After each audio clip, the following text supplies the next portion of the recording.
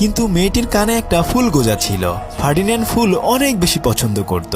মেয়েটি তখন তাকে বলে, আজ থেকে এটাই তোমার ঘর, এবং তার মাথায় গুজে রাখা ফুলটি ফার্ডিন্যান্ডকে উপহার দেয়। তারপর সে ফার্ডিন্যান্ডকে বাইরে বের করে অনেকগুলো ফুলের ওখানে পাঠিয়ে দেয়।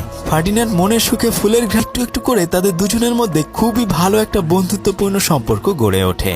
তারা দুজনই বড় হতে থাকে। এখন ফার্ডিন্যান্ড অনেকটা বড় হয়ে গেছে। সে নিনাকে তার পিঠে তুলে যেখানে সেখানে ঘুরে বেড়ায়। যাই হোক, একদিন সকালবেলা নিনা আর তার বাবা একটা ফেস্টিভ্যালে যাবে। তখন তার বাবা তাকে বলে, আমরা তো আগে ফার্ডিন্যান্ডকে আমাদের সাথে ফেস্টিভ্যালে নিয়ে গিয়েছি, কিন্তু এখন সে অনেক বড় হয়ে গেছে, তাই আমরা চাইলেই তাকে এখন আর ওখানে নিয়ে যেতে পারবো না।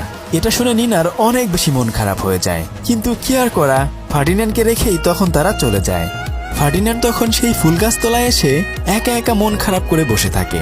তারপর সে একে একে বলতে থাকে, আমি কি যাব নাকি যাব না, যাব নাকি যাব না। আমিও কিন্তু এরকম কোনো কিছুতে কনফিউজ হয়ে গেলে যাব নাকি যাব না এমন চিন্তা করি। আপনিও যদি এরকম করেন তাহলে অবশ্যই কমেন্ট করে জানান।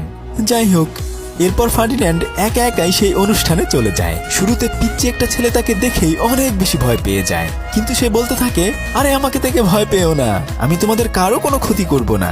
এরপর সে আস্তে আস্তে করে গলির ভেতর দিয়ে অনেকগুলো ফুলের টবের ঘ্রাণ নিয়ে আগাতে থাকে।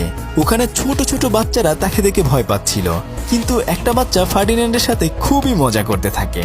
তবে কিছুক্ষণ পরেই ফুলের ভেতর থেকে একটা মৌমাছি ফার্ডিন্যান্ডের পেছনে কামড়ে দেয়, আর বেচারার মুখ তখন কাপড়ে আটকে যায়। সেজন্য সে এদিক সেদিক ঘোরাঘুরি করতে থাকে।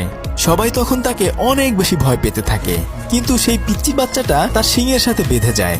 তখন সবাই মনে করে হয়তো সে বাচ্চাটাকে মেরে ফেলবে, কিন্তু ফার্ডিন্যান্ড ওই বাচ্চাটিকে বাঁচিয়ে তার মায়ের কাছে তুলে দেয়। তবে ওখানে থাকা সমস্ত মানুষজন বলতে থাকে, এই খ্যাপাটে ষাঁড়টাকে এখান থেকে বের করে দাও। আর তখনই ওখানে পুলিশ চলে আসে তাকে ধরার জন্য। সে তখন ওখান থেকে লুকিয়ে একটা সিরামিকের দোকানে চলে যায়।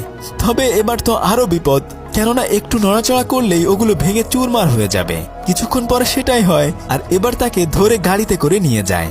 নিনা তখন কান্না করতে করতে গাড়ির পেছনে ছুটতে থাকে। ফার্ডিন্যান্ড তখন নিনার দিকে অপলক দৃষ্টিতে তাকিয়ে থাকে। গ্রাম পাড়ি দিয়ে শহরের ভেতর দিয়ে ক্যাসা ডেল টোরোতে নিয়ে আসা হয়, যেখান থেকে সে ছোটবেলায় পালিয়ে গিয়েছিল। কিছুক্ষণ পরে একটা ছাগল ফার্ডিন্যান্ডকে স্বাগত জানায়। সে বলতে থাকে, তোমাকে এখানে নিয়ে আসা হয়েছে বুল ফাইটিং করার জন্য। একটু পরে যখন ফার্ডিন্যান্ড ভেতরে যায়, সেখানে তার ছোটবেলার সেই বন্ধুগুলোকে দেখতে পায়, যারা আসলে সবাই অনেক বড় হয়ে গেছে।